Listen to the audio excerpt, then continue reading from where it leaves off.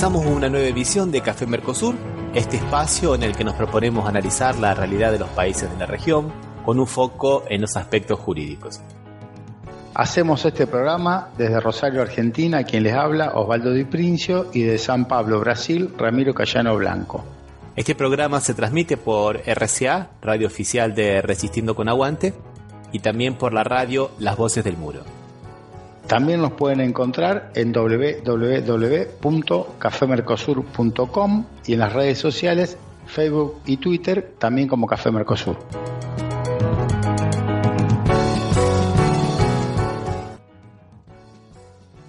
Bueno, aquí estamos en otro encuentro de Café Mercosur, el número 54. ¿Qué tal, Osvaldo? ¿Qué tal, Daniela? ¿Cómo les va? ¿Cómo están? Hola, ¿qué tal? ¿Cómo les va? ¿Estás? Muy, pero muy bien. Vamos a recordarles a todas las personas que nos quieran escribir a nuestro correo electrónico contacto@cafemercosur.com, que vamos a seguir distribuyendo libros en ebooks que están en nuestra biblioteca hace bastante tiempo. Así que pueden escribirnos, ya nos han escrito pidiéndonos el libro de Manuel Ugarte la vez pasada, qué interesante. Y ahora vamos a traer, además del libro de Manuel Ugarte que teníamos del programa anterior, y de Ernesto Laclol, La razón populista, vamos a agregar uno más, La historia de la nación latinoamericana, de Jorge Abelardo Ramos, una edición que hizo el Congreso de la Nación, que lo tenemos en PDF, y es un libro a los que les gusta la historia, muy pero muy interesante. ¿Cuál es el título, Ramiro, del de Abelardo Ramos? Historia de la nación latinoamericana. Es posiblemente el bestseller de Jorge Abelardo Ramos, ¿no? Uno de los mejores libros de historia revisionistas que hay. Inclusive se hizo hace muy poco tiempo una versión en portugués, y que, digamos, la propaganda que hacía la editorial era Dilma Rousseff leyéndolo, porque también lo tenía Dilma Rousseff, lo estaba leyendo, le había interesado mucho, ¿no? Y también en un libro que tenía Cristina Kirchner también en el escritorio, ¿no? Entonces es posiblemente el bestseller de este historiador político y historiador argentino. Así que el que quiere el libro nos escribe a contacto@cafemercosur.com y bueno, ahí se lo enviamos. Y vamos a continuar entonces ahora con buenas noticias, ¿no? Una adentro.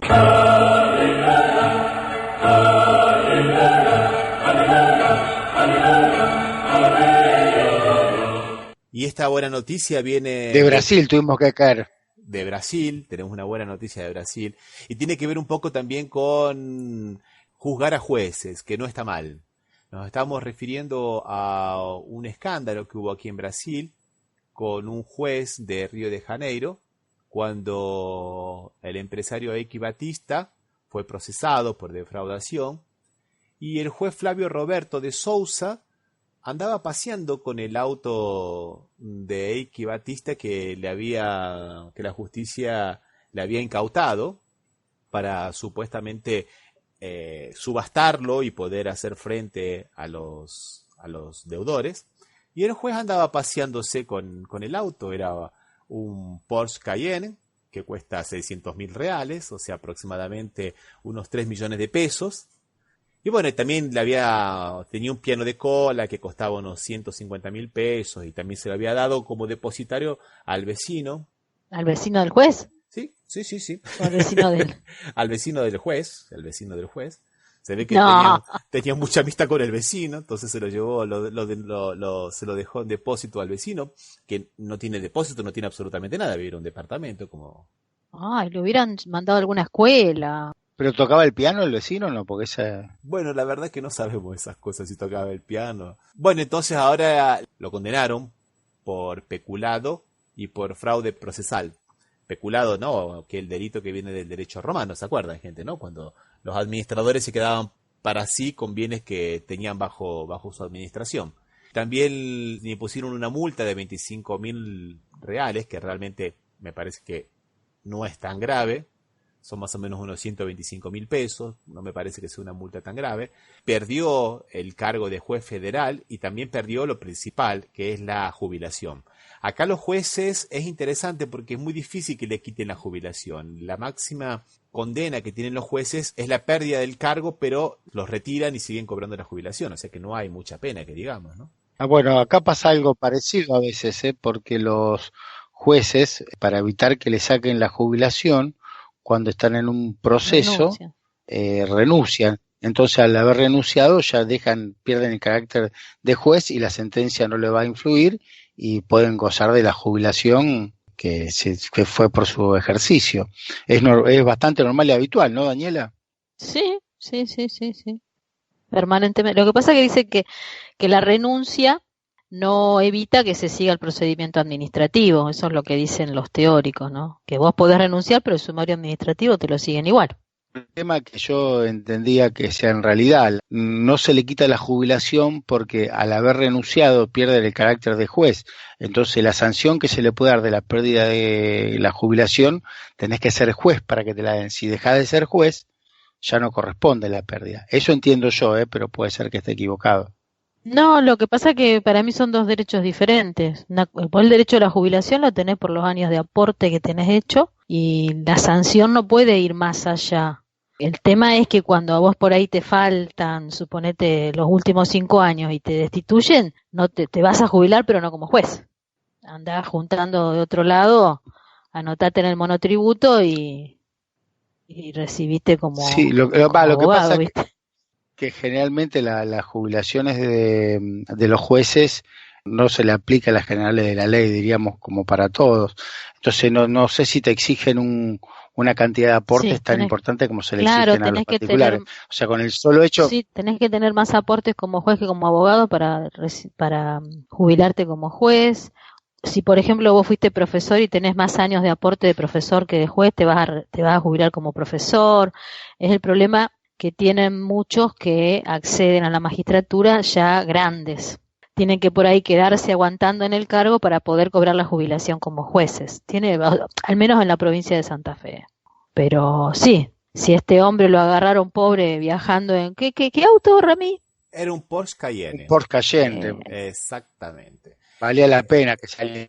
Él alegó que se llevó, porque eran dos autos, ¿no? Que él se llevó los dos autos para guardarlo en su edificio porque en el patio de la Justicia Federal no había allí un lugar cubierto para todos los días hasta la subasta. Pero resulta que dejaba los autos en la calle porque él tampoco tenía espacio. O sea, no veo cuál es... Ah, cuál el es- problema es que Estacionado en no la hay calzada frente al cochera. predio. Exactamente. O sea, no convenció mucho, no convenció a este hombre. Y te hago una pregunta, Rami. ¿Quién lleva adelante la acusación? ¿Quién fue el que digamos, acusó a este magistrado? ¿Es el Ministerio Público? ¿Cómo es que saltó esto? Bueno, esto fue decisión del juez Marcelo Bretas de la Ah, un séptima, colega de él. sí, sí, sí, sí, pero el que lleva la acción penal es el Ministerio Público, es exactamente el Ministerio Público, o sea, era un fiscal. ¿Y por qué no le prestó el auto? Es que en realidad fue medio escandaloso en su No lo llevó a momento. pasear. En No su- llevó a pasear. en realidad fue en su momento bastante escandaloso, por eso que digamos fue un poco ejemplar, o sea, está bien que pase esto, no es la primera vez que ocurre y está bien que por lo menos se discipline un poco y los jueces no se crean que tienen un poder tan así omnímodo, ¿no? O sea, Omnímodos. sí. Bueno, vamos a ver el otro tema de hoy, un refresh o un de terror, como le querramos decir. Vamos a dejarlo como refresh. 2 pesos y 2 medidas. ¿Se acuerdan que cuando nosotros habíamos hecho el programa anterior acerca del racismo y la justicia, habíamos hablado de Rafael Braga, un joven negro, pobre, que lo había metido preso primeramente en las manifestaciones de junio del 2013, que se hicieron mundialmente conocidas, porque tenía elementos explosivos? ¿Te acordás, Osvaldo, que tenía? O Daniela, ¿se acuerdan que Sí, tenía? tenía un limpiador de No, no baños, recuerdo. era. Pinolux. Ah, el Pinolux Pinolux, sí. tenía eso. Claro, Pino tenía Lux. una Pero allá tiene botella. otro nombre, ¿no? Acá es Piño Sol. En Argentina es Pino Lux, acá es Piño Sol. Y una botella de lavandina tenía. Tenía una botella de lavandina, entonces con eso lo No, con la de lavandina eso era ya, era del ISIS. Sí, porque decía que eso era, con eso podía hacer bombas Molotov. Fue demostrado que eso, la defensa fue, demostró que eso no podía ser nunca ningún material explosivo ni nada por el estilo, que esta persona no era ni siquiera un manifestante, era una persona que estaba en situación de calle, y no obstante eso lo metieron preso. Y después tuvo la desgracia, o la suerte, la desgracia, de que cuando estaba, le dieron la libertad condicional, y cuando estaba para ingresar en el edificio de la policía para dormir, habían hecho un graffiti diciendo alguna cosa como la justicia es injusta, alguna cosa por el estilo. Y este fue y se sacó una selfie al lado del muro, ¿no? Donde estaba esta pintada. Y se ve que no le gustó esto a la policía. Y se hizo famoso, ¿no? Por él haberse sacado esta foto, esta selfie. Bueno, y después ahí medio como que le armaron una segunda causa por tráfico de drogas y organización criminal, ¿no? ¿Qué le encontraron? Le encontraron un porro, 0,60 gramos de marihuana y creo que 8 gramos de cocaína.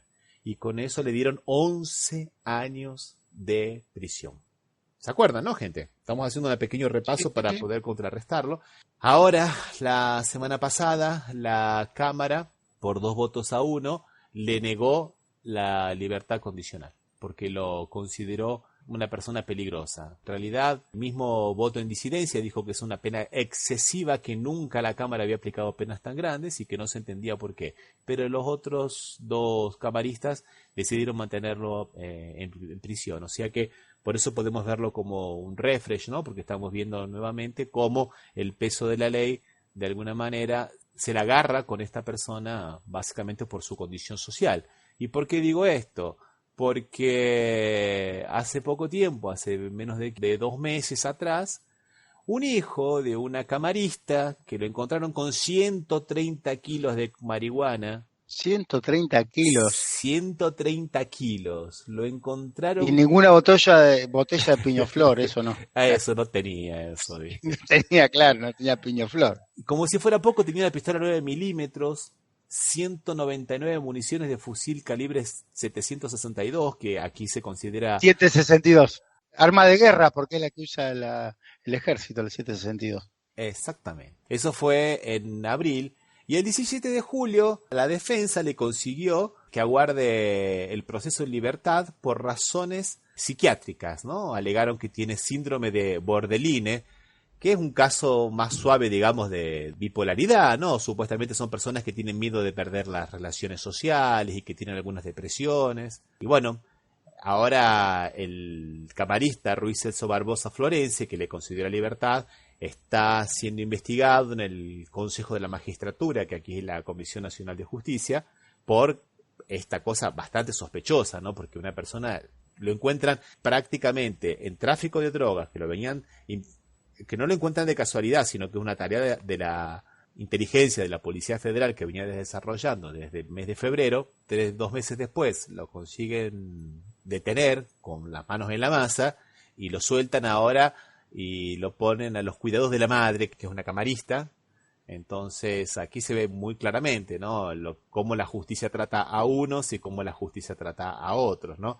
La doble vara. La doble vara. Lo encuentran con menos de 10 gramos de cocaína y le dan 11 años. Y lo encuentran con 130... en la ruta. Lo encuentran en la ruta, en un vehículo, transportando de Paraguay a San Pablo 130 kilos de marihuana. Y bueno, consiguen un laudo que están investigando si es verdadero o no.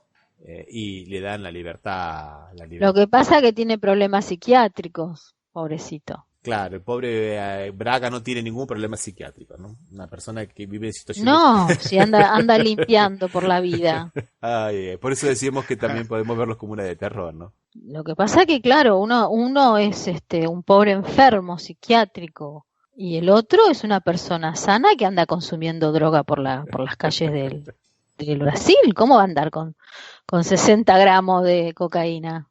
No, es peligroso. 130, Eso es peligroso. No, menos. No. Menos de 60 gramos de cocaína. El peligro. 9 El gramos de peligro cocaína. es que vos andés por la calle con 9 gramos. Ahora, si vos tenés 130, estás haciendo negocios. Y si estás en el auto y en la ruta no pasa nada, ¿no? Pero lógico, el problema son los pobres que se andan drogando en la calle. La justicia hay que entenderle la lógica. ¿Cuál es el bien que ha protegido acá la justicia? A ver, razonemos como nos enseñaban en la facultad.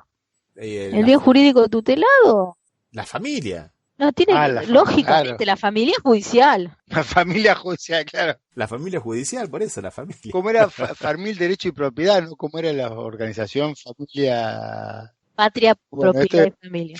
Tradición, familia y propiedad. Esto, tradición, familia y justicia. Claro. Bueno, vamos a hacer una pequeña pausa, señores. Vamos a escuchar una canción. Vamos a escuchar una canción de un grupo llamado Cacana y de una cantante que se llama justamente Yolanda Cacana, que es de Maputo, de Mozambique, y la canción se llama Nicarate. ¿Vamos? Dale, vamos.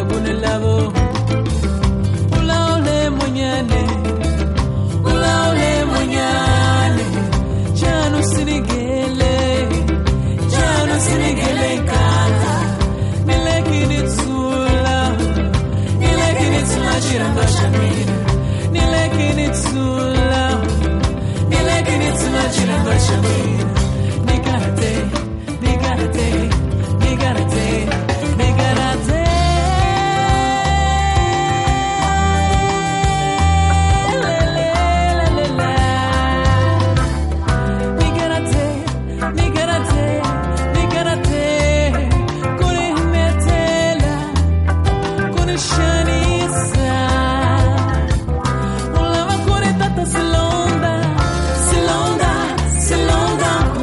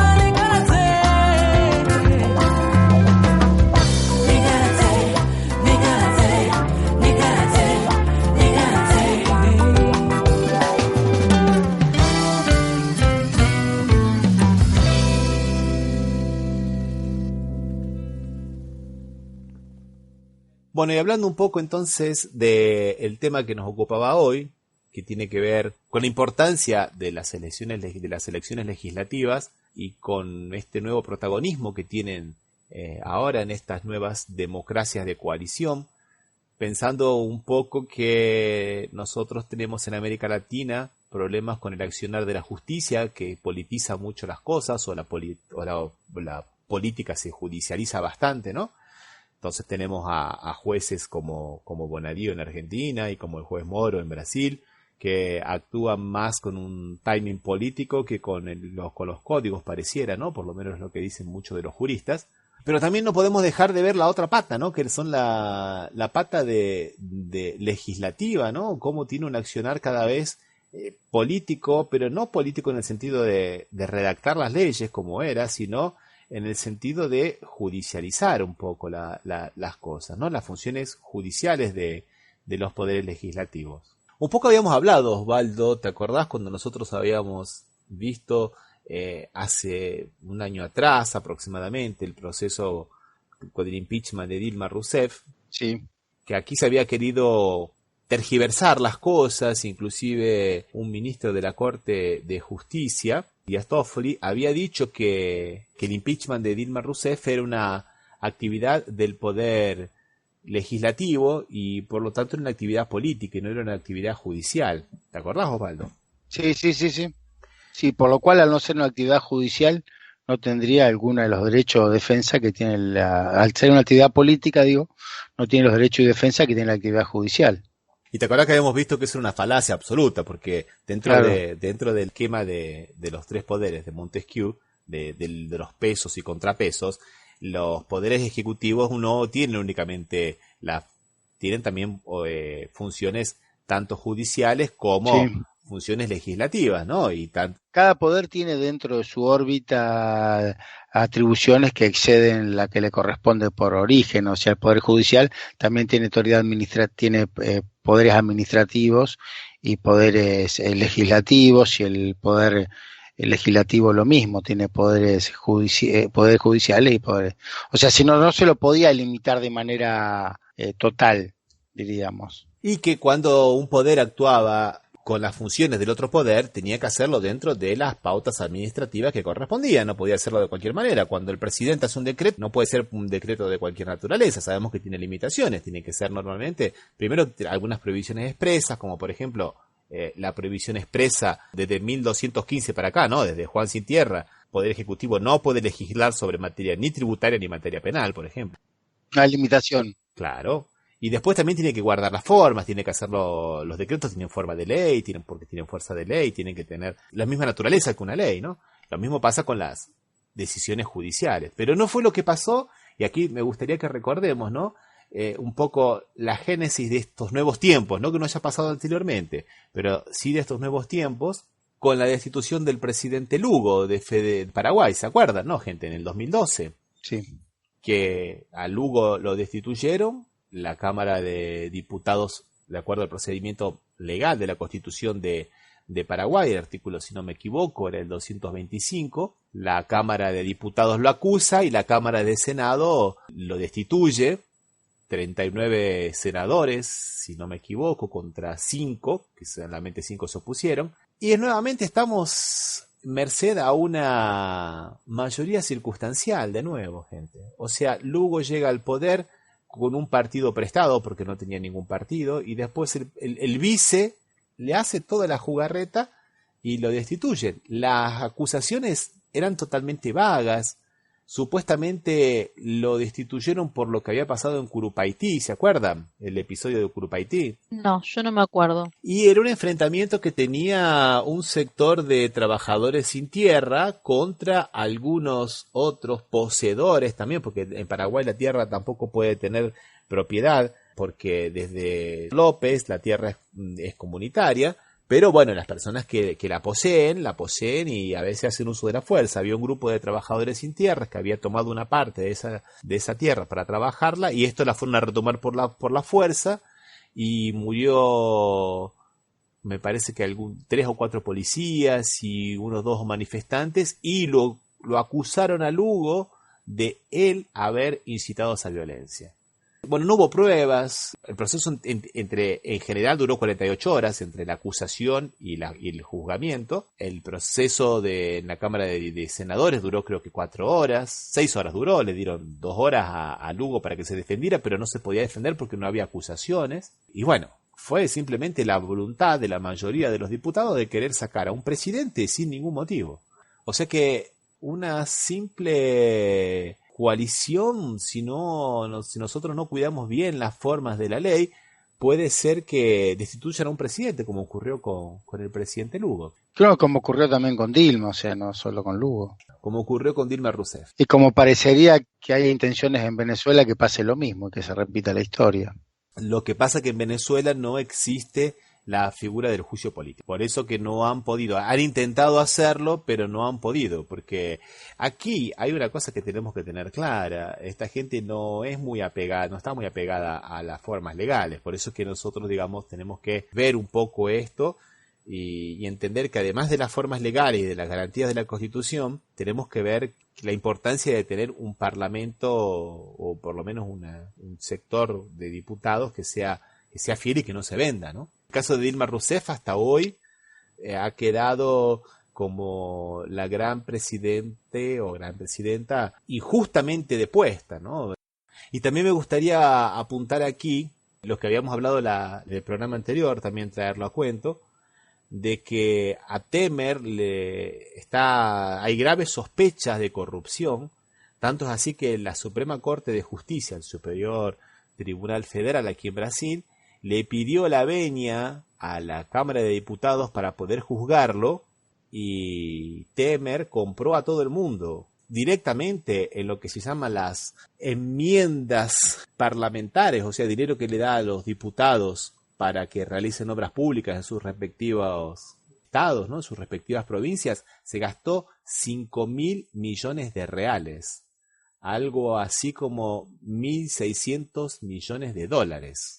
O sea, eso directamente, pero se ha calculado, un economista alemán ha calculado que indirectamente a eso hay que sumarle otros 10.000 millones de reales. O sea que en total este hombre se ha patinado nada más ni nada menos que 5.000 millones de dólares para salvar el pellejo, comprando directamente o indirectamente a los diputados para que en esta primera acusación que le hace el fiscal general de la República no le dieran la venia al Superior Tribunal Federal, ¿no?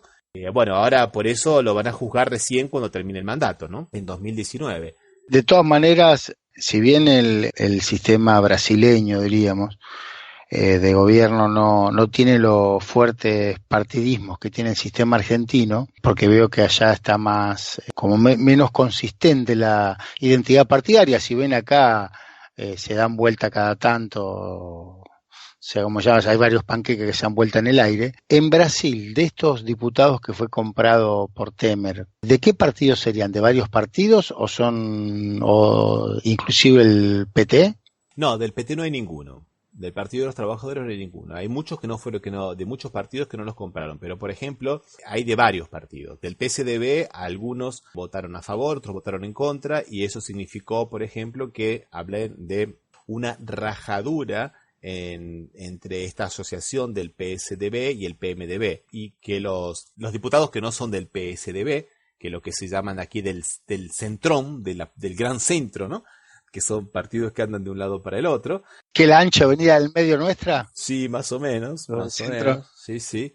Que le pidan más puestos. Inclusive hace 2 días atrás escuché a un diputado en un programa de radio decirlo con todas las letras, diciendo, no, el dinero está bien, no está mal que nos den dinero para que nosotros hagamos obra, pero ahora queremos prestigio, porque nosotros tenemos que tener nuestras personas en las empresas estatales, en las direcciones, como por ejemplo la dirección de los entes reguladores y todo ese tipo de cosas, porque eso es prestigio. Nosotros ahí necesitamos ese prestigio, así descaradamente por la radio, ¿no? Entonces, si nosotros no tenemos muy claro cuáles son los límites, vamos a terminar en un sistema bastante complicado. Y eso me trae a cuento otra cosa que por ahí nos hemos salvado bastante, que es lo que le quisieron hacer a Debido, ¿no? Que lo quisieron expulsar, ¿no? Este verbo expulsar no lo digo yo, lo dice el diario Perfil, ¿no?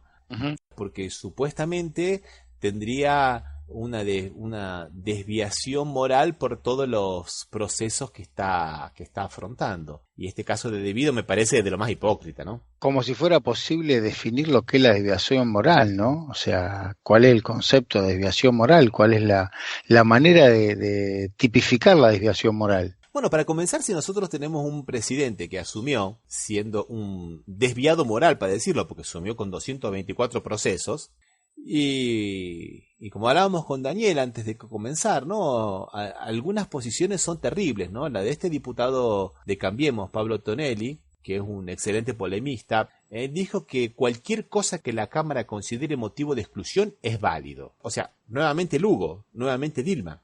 Nosotros vimos cuando vimos el caso de Dilma, ¿te acordás, Osvaldo? Vos también creo que estabas con nosotros, Daniela, en aquel momento. Que Sí. no se le probó la improbidad, el crimen de improbidad administrativa. Era simplemente una bicicleta contable que la hacen todo el mundo, la hacen, inclusive todos los presidentes. Le hizo Lula, le hizo Fernando Enrique Cardoso, le hicieron 43 gobernadores. O sea, era una simple manganeta contable, nada más. No es un crimen como, por ejemplo, lo que se estipula. Y aquí, según Pablo Tonelli, cualquier cosa que la Cámara considere motivo de exclusión es válido. Estamos abriendo una puerta a la arbitrariedad. Un diputado representa a un sector del pueblo. No puede ser que otros diputados decidan excluirlo por cualquier criterio. Bueno, Laura Alonso, nuestra querida Laura Alonso, que no es abogada, pero está en la oficina de anticorrupción. Cumple la función, porque modificaron la ley para que pueda hacerlo. O le permitieron serlo sin ser abogada, en realidad. Eso, ella consideró que las cámaras del Congreso pueden decidir no aceptar a un legislador electo, suspenderlo o expulsarlo si la mayoría cree que esa persona no cumple con los requisitos de ética, decoro y dignidad. Cualquier motivo, ética, decoro y dignidad.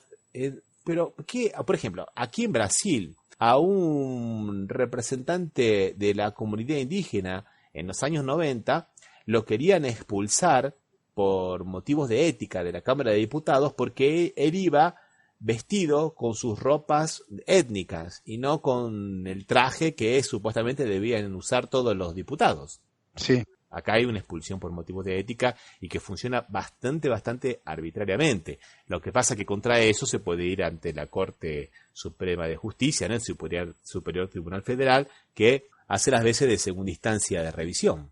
Yo no sé si te acordás, Ramiro, acá cuando asumió el que había sido gobernador de Tucumán en la época del terrorismo de Estado, Bussi, bueno, la Cámara no le aprobó el pliego. A mí me parece como que hay situaciones en donde está bien que digamos que ejerza ese digamos como un poder de veto que tienen. En ese caso me parece que, o sea, se armó todo un lío bárbaro.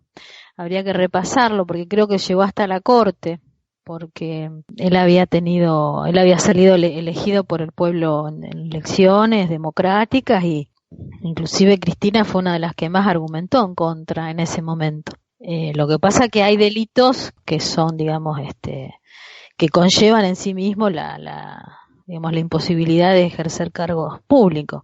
Yo no sé si estaba procesado. De hecho no estaba condenado ya cuando se le impidió. No me puedo acordar. Habría que repasarlo.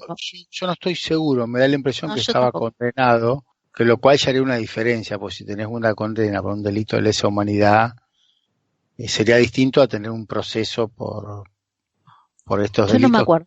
En realidad ahí quería decir dos cosas, Daniela, con relación a ese caso, que está excelente lo que has traído, Daniela, excelente. Primero que él no había asumido todavía, entonces lo que hicieron es no dejarlo ingresar. Segundo, que no era cualquier motivo o motivos de ética, decoro, dignidad, eran casos de delito de lesa humanidad. No, seguro. No está mal que se establezca una tipificación, ¿no? De algunas causales y todo. No está mal. Lo que pasa es que de ahí a que, como dice Pablo Tonelli, cualquier cosa que la Cámara considere motivo de exclusión es válido, como dice Laura Alonso, si la mayoría cree que esa persona no cumple con los requisitos de ética, decoro y dignidad, Eso me parece más una cuestión de un club donde se respeta la etiqueta que de un parlamento donde hay que respetar la voluntad del pueblo, ¿no? Esto me parece, lo quería decir un poco porque vamos a hablar de las PASO y bueno, vamos a ver en qué contexto se producen estas elecciones en las cuales se va a renovar una parte de la cuestión legislativa, porque yo he escuchado que mucho se dice de la cuestión política, ¿no? De que es una cuestión de ponerle un freno al gobierno y sí, es verdad, sí, claro que no vamos a dejar de lado ese aspecto, ¿no? Pero también es poner en el Congreso una representantes y una banca principalmente que sean defensores de la ley y del derecho, ¿no? Sí. Porque esta gente, como vimos varias veces, esta gente que viene del mundo de los negocios no tiene mucho apego ni a la ley ni a las instituciones. Para ellos el Estado es simplemente un obstáculo, es palos en la rueda para que impiden los negocios, ¿no? Uh-huh. Por eso me parecía que sería interesante poner un poco en contexto esto. Bueno, hacemos una pequeña pausa musical, entonces vamos a escuchar una canción. ¿Qué escuchamos, Daniela? Una milonga compuesta por Leonel Capitano, interpretada por él, y el Escolazo Trío, grupo de guitarras, son rosarinos, es un chico que tiene una voz preciosa y bueno, los guitarristas son también una belleza para escucharlos. Vamos a disfrutarlos. Vamos.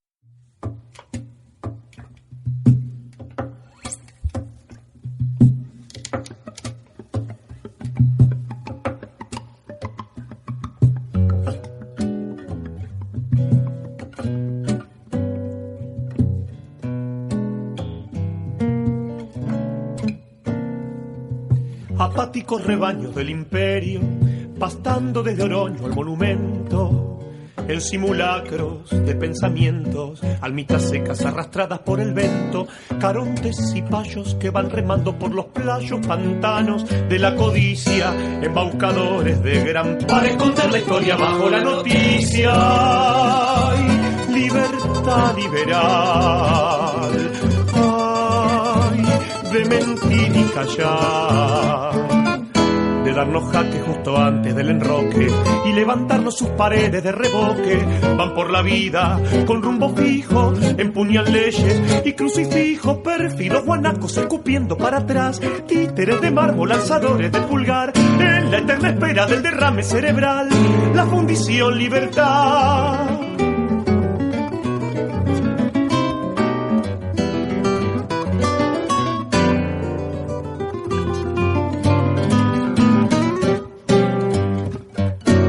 Servilletas hoy puristas, limpiándonos la grasa populista, sutiles cumpas de los golpistas, maquilladores de conversos y racistas, cerrojos candados de tantas puertas que se abren y cierran del otro lado y se masturban tras del Estado y con la mano invisible del mercado. ¡Ay, libertad liberal! ¡Ay, ilusión de llegar! Hay un smoking que te alquilan, no te prestan, pero no piensan invitarnos a la fiesta. Logran echarnos de la memoria mientras nos ponen la zanahoria, anclas que ya nunca más han de elevar, miopes celebrando las agujas del pajar, náufragos del último vagón de su verdad, la fundición libertad.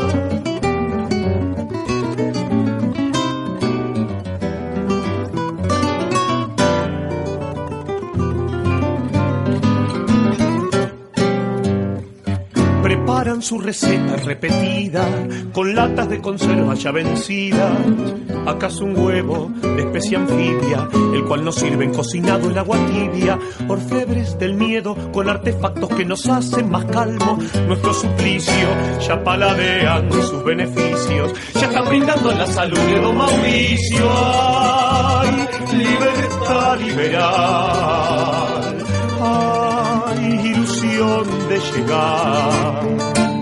Para su próximo congreso hay en la lista una melange de usureros y fascistas, corporaciones colonialistas, locus cantropus, inversionistas, son los que le enseñan a los buitres a silbar, son los que eligieron nuestra carne por metal, dueños de ese horno donde se íbamos a encontrar la fundición libertad.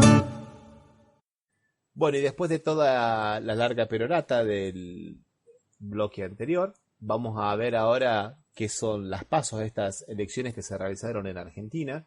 Y a los que estamos en Brasil, gente, ¿qué nos puede decir? ¿Qué son las pasos? Bueno, son unas elecciones que se hacen simultáneas en todo el país. Quiere decir primarias, abiertas, obligatorias y simultáneas, ¿no? Y obligatorias, sí. Se hacen en todo el país. Y en un solo momento, diríamos, Claro, en el mismo momento se hacen porque la tradición de Argentina era que se hacía lo que se llamaban las internas de cada partido, cada distrito decía el momento en que se hacían, nunca coincidían siempre. Y ahora, a través de la modificación de la ley, se estableció que se hagan todas en un solo momento y en todo el país por igual. Claro. Y es una manera de democratizar las listas de las internas en los partidos. Algunos partidos las tienen que hacer igual, aunque no tengan internas, y en otros, donde son muy reñidas, se resuelve cuál va a ser la ubicación en la lista de los primeros lugares. Pero fuera de que esa fue la primera intención, fue, digamos, democratizar el orden en las listas, también en Argentina se interpretó como un timing para ver cuál era la respuesta en general a la política llevada por el Ejecutivo. No sé, Osvaldo, ¿qué te parece? Sí, que en realidad parecía que era como una especie de gran encuesta obligatoria, porque todos teníamos que ir a votar, para saber qué podía pasar en las elecciones de octubre. Claro. En las elecciones no votan solo los afiliados, entonces. Votan todos los ciudadanos porque el padrón es el mismo.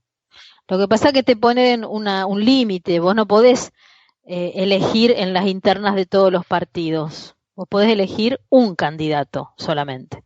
No es que yo puedo elegir de los 11, o sea, de 10 partidos, elegir qué candidato quiero para los 10.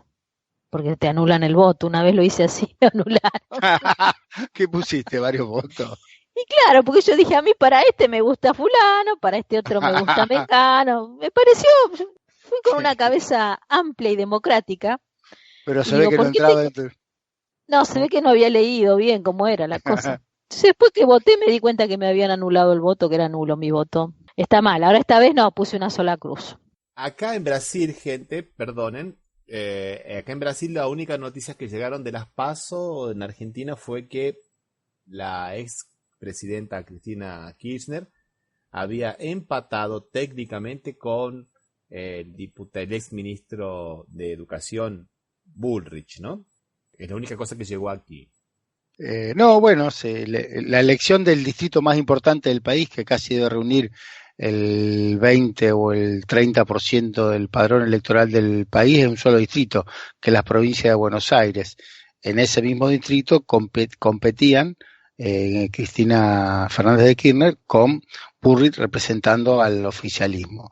Y un poco parecía que ganar la interna, la primaria de la provincia de Buenos Aires, como que disparaba después las elecciones, iba a servir como parámetro si había una buena imagen o no del gobierno, un poco en esta cuestión Buenos Aires céntrica que tiene el país, ¿no? Donde muchas de las cosas se mira primero lo que pasa en Buenos Aires y eso va después derramando para las demás provincias.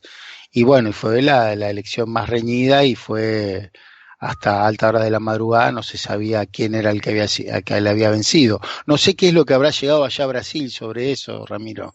No decía nada. La noticia decía eso, que estaban empatados técnicamente y daban un número 34-19 a 34-12, si no me equivoco. Ese era el número que daban aquí, pero no decía Está bien, pero no decía más nada cómo fue el desarrollo del proceso de recuento, diríamos. No decía nada. Y ni siquiera las denuncias que se hicieron, nada, no había ninguna cuestión destacable más que ese resultado así, esa noticia escueta. Sí, porque bueno, aparte cuando se cierran las elecciones y empieza el recuento de votos, a eso de las 9 de la noche o 10 de la noche, no me acuerdo, no tengo bien presente la hora, de la diferencia que le había sacado Bullrich a Cristina Fernández de Kirchner y en muchos de las provincias era bastante importante. Entonces el partido gobernante hizo todo como una fiesta, un festejo, hablaron todos, si bien todos se cuidaron de no hablar nunca de que habían ganado, los festejos claramente evidenciaban que lo que se estaba festejando era la victoria y no salir segundo. Cuando termina este festejo, se siguen dando datos y los datos de a poco iban cambiando en dos provincias, sobre todo, en la provincia de Buenos Aires y en la provincia de Santa Fe. Iban variando del amarillo de Cambiemos a el celeste del kirchnerismo, diríamos, del peronismo. Y bueno, eso fue lo que fue. Ciudadana se llama. No, sí, digo, pero como representando uno de los sectores porque acá en Santa Fe fue como parte del peronismo, como parte del justicialismo. ¿Y por qué por qué pasó eso? ¿A qué se debía eso? Osvaldo, vos mandaste algo de muy bueno, que un doctor en filosofía que habló sobre la impresión que da dar la noticia en el prime time. Sí, que un poco hablaba, eso. sí, lo leí más o menos, sí, un poco hablaba de la inteligencia emocional, que decía Eso. que en realidad fue previsto la situación y entonces dice que como que la foto que nos queda es la del prime time, la de la hora principal, donde está todo el mundo atento, la de las 10 de la noche. Entonces, lo que buscó el gobierno es que aparentemente que los datos se cargaran de tal manera que entre las 10 y las 11 de la noche la película era que ganaba Cambiemos en los principales distritos, ayudado a su vez por una serie de comunicadores sociales o incomunicadores sociales como Feynman, La Nata y gente de TN, que hablaban de qué bien, entonces la gente a las 12 ya pensaba que la elección estaban ganadas por Cambiemos y que lo que pasó después ya era, nadie lo tenía en cuenta y la imagen que quedaba en la identificación de la gente era que Cambiemos había ganado.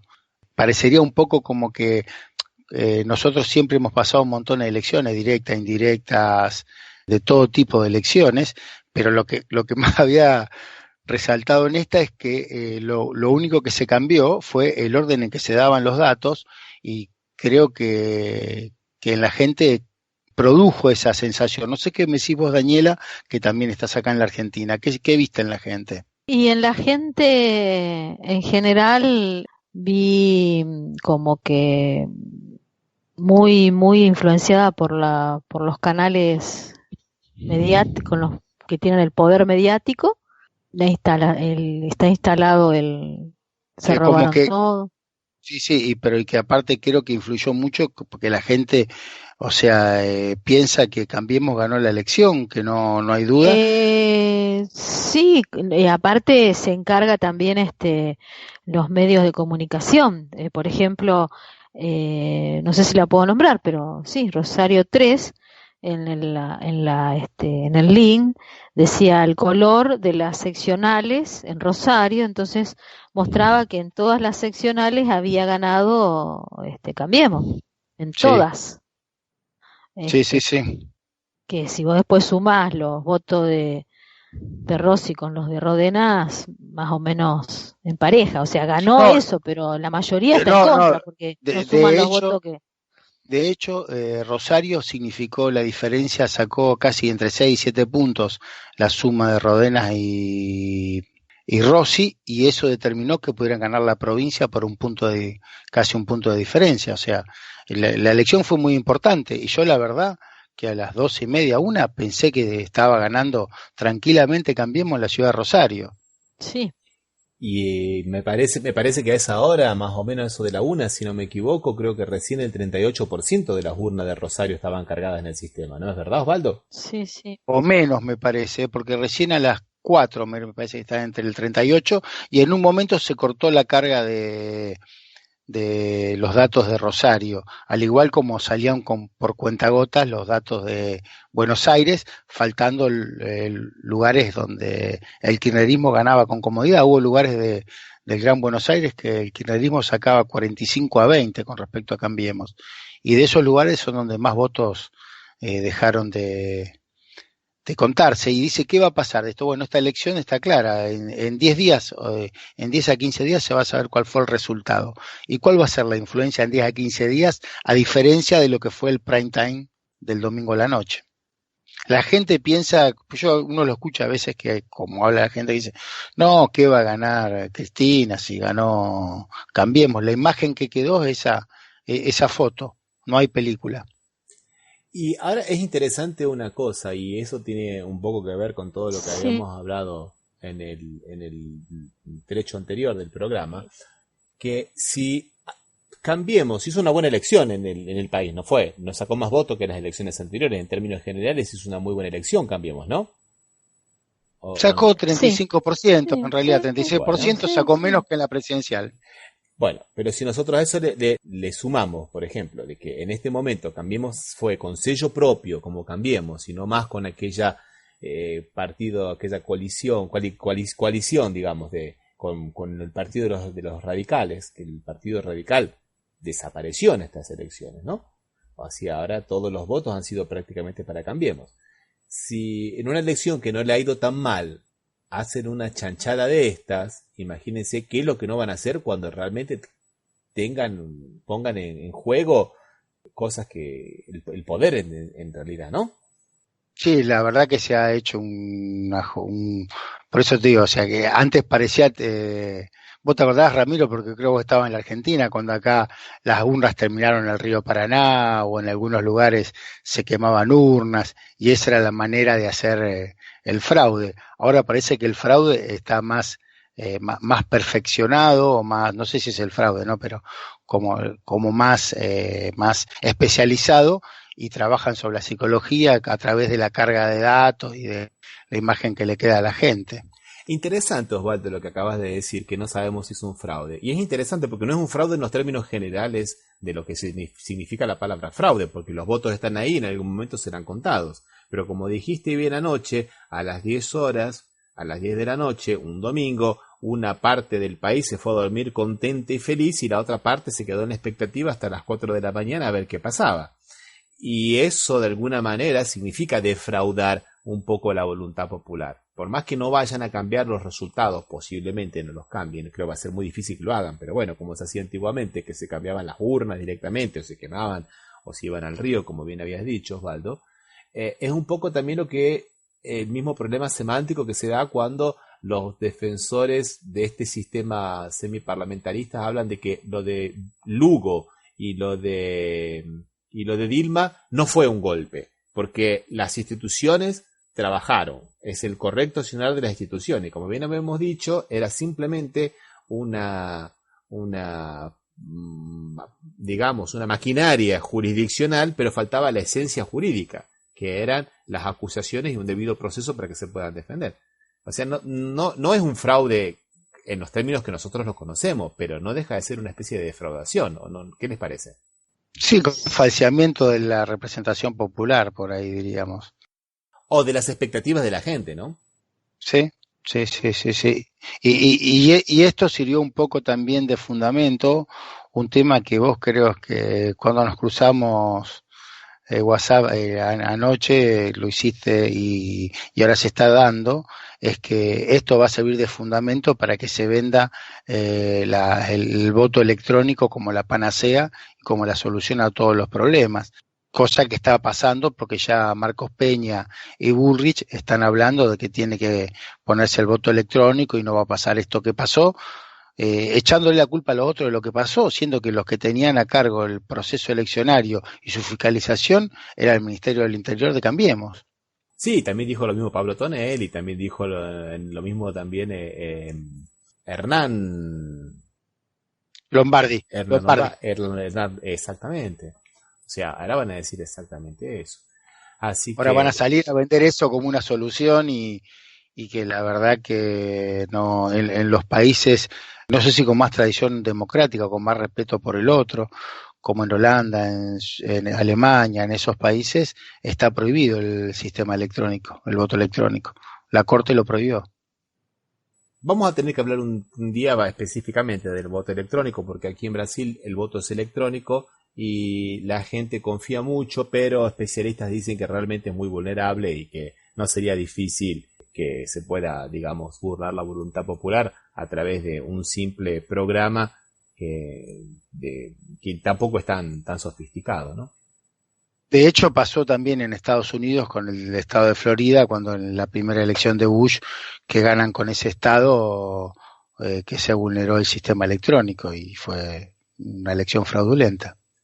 Bueno, vamos dejando por aquí entonces. Vamos a despedirnos. Creo que nos han dado un muy buen panorama de lo que eran las PASO y qué significaron, y que vamos a ver ahora. Las elecciones son en octubre, ¿no, gente? En octubre. Sí, en octubre. En octubre las elecciones para valer, ¿no? Las verdaderas. Así que vamos a despedirnos con un tema musical que también nos trajo Daniela. Daniela está muy tanguera hoy. ¿Qué nos trajiste, Daniela, para que nos vayamos? Tango del País. Bien. Y les recordamos que este programa se emite por las radios RCA, radio oficial de Resistiendo con Aguante, y por la radio Las Voces del Muro. Y quienes quieran escuchar los encuentros anteriores lo pueden hacer en la página www.cafemercosur.com y también en las redes sociales. Osvaldo, ¿cuáles son las redes? Twitter y Facebook como Café Mercosur, y pueden escribirnos a contacto@cafemercosur.com. Hasta la próxima. Hasta la próxima, gente. Chao, hasta la próxima. Buscando tango con vos, mi amor, tango, tango, a compartir, bailando tango, y a dos más curtiendo tango, y mi país soñando tango con vos. Un país que me ayude a vivir y ante todo te respete, aunque lleves un chupete. Un país donde pueda elegir, Que valga tu opinión, que valga tu opinión, aunque seas un ratón. aunque seas un ratón. un país donde pueda ser yo, Sin sentirse cucaracha, Ni bajar de la bombacha. ¿qué país será ese país? donde puedas trabajar y tener que mendigar. Tango, tango, tango de papel. Baila tango, baila con tu piel. Tango, tango, tango con raíz. Baila tango, tango del país. Un país que me ayude a vivir y ante todo te respete, Aunque lleves un chupete. Un país que no pierda el humor, Te aprendas a reír que aprendas a reír en lugar de reprimir. en lugar de reprimir. un país donde pueda ser yo, Sin sentirse cucaracha. Ni bajar de la bombacha. ¿qué país será ese país? Donde puedas trabajar